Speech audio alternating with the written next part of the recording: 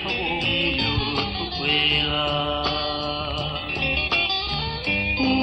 ตัวดีว่าน้องนั้นสั่งน้ำหน้าแต่ด้วยว่าอายนี้รักน้องเหลือเกินว่าน้องสั่งอายเท่าใดแต่หัวใจของอายยังเธอแม้น้องได้ยังสุขใจเหลือเกินถึงน้องเมินอายยิ่งหักน้องขึ้นไปก่อนนี้อายเคยหักกับน้องมาครั้งหนึ่งความหักอายคงบ่ซึ้งน้องจึงพันเปลี่ยนไป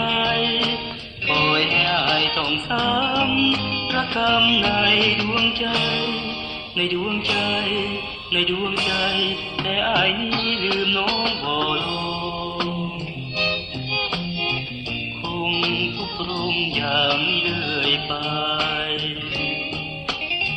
รู้ตัวดีว่าน้องหมดความสนใจ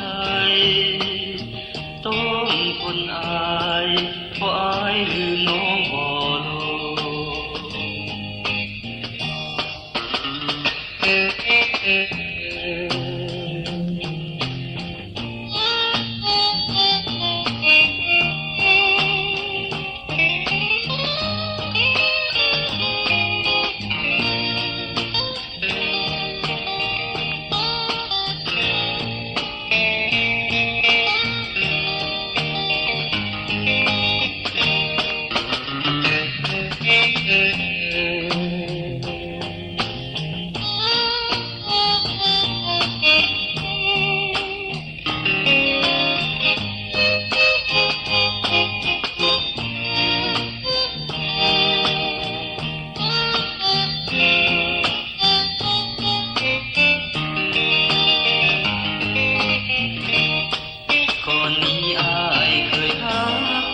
กับน้องมาครั้งหนึ่งความหักอายคงบ่ซึ้ง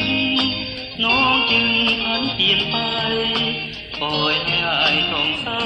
ำระกำในดวงใจในดวงใจในดวงใจแต่อายนี้ลืมน้องบ่ลงคงทุกข์ตรงอย่างนี้เรื่อยไปดีว่าน้อง